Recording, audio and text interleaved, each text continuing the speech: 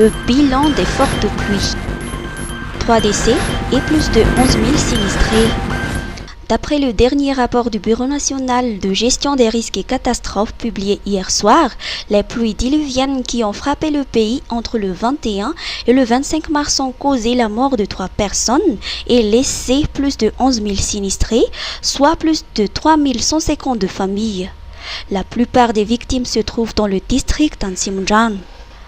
Parmi les personnes décédées, 2 jeunes enfants âgés de 5 et 9 ans ont été emportés par les eaux à Amuizanak et Ampitatavki. En raison des fortes inondations qui ont frappé de nombreuses habitations, 5 258 personnes représentant 1 604 foyers ont été déplacés vers 8 sites d'hébergement. Selon le BNGRC, 2 583 maisons sont actuellement submergées, tandis que 14 ont été entièrement détruites. Après 2 jours de suspension des cours dans les communes touchées, les élèves ont repris le chemin de l'école aujourd'hui.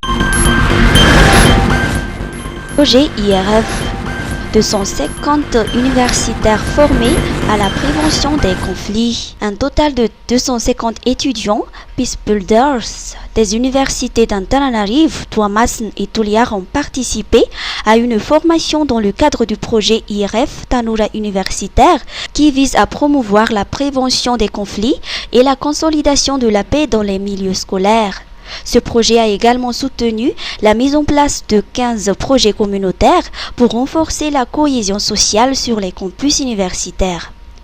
Des comités de plaidoyer étudiants servant du lien entre les étudiants, l'administration universitaire et les autorités publiques ont été créés, accompagnés de mécanismes de concertation visant à faciliter la communication entre les différentes parties prenantes.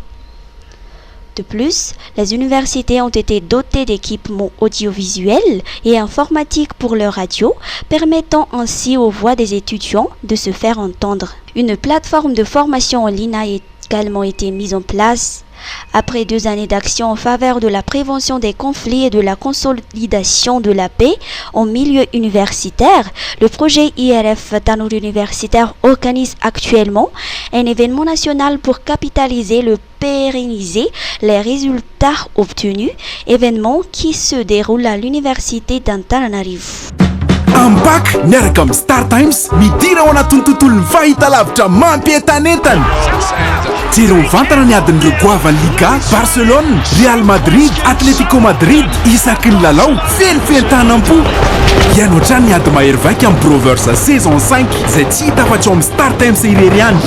Tolotra miavaka be, manampidy 1000 ariary amin'ny basique, na smart 7,4 ariary, fa hita classique super amin'le 50 000 ariary ene enao e. Tsy izany ihany fa mbola maro be reo tolotra miandry anao fa tongafa manao réabonnement e.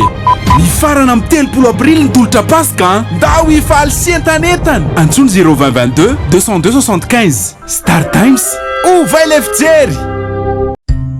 Isolife ahitana karazan'entana maro samihafa ilaina amin'ny fiainana andavanandro amin'ny vidiny mirary, toy ny kojakoja ho an-tokantrano, ny kilalao sy ny fitaizana ny ankizy, ny fikolokoloina amin'ny vatana, ny fety mianjaika sy ny sisa sy ny sisa. Ho avy izao ny fety ampifalifaliana ny zanaka sy ny havana manjakaizy koa tongava fa afa-po hanao atao amin'ny Isolife. Ny Isolife Analakely eo akaikin'ny lapan'ny tanàna, misokatra isan'andro, fivarotana en ligne amin'ny page Facebook Misomada Sandwich, afaka miantso koa amin'ny larana 038 06 686 06. Isolife, afa-po anao. Madagascar, Comores. Les autorités malgaches confirment la reprise du trafic maritime. Les autorités malgaches affirment que les frontières maritimes de Madagascar restent ouvertes aux bateaux en provenance des Comores, conformément à ce qui a été annoncé lors du Conseil des ministres. Toutefois, Frank Ranzarakutuza Fiarmami, directeur régional de l'agence portuaire maritime et fluviale de Mazang, a rappelé que les passagers arrivant sur le sol malgache doivent respecter les mesures chimiques prophylactiques en vigueur. Il a également précisé que l'incident survenu à bord du navire qui avait quitté les Comores avant d'être rappelé par les autorités comoriennes à retourner ne relève pas de la responsabilité de Madagascar. Ce navire a poursuivi son trajet et a accosté au port de Mazang dimanche.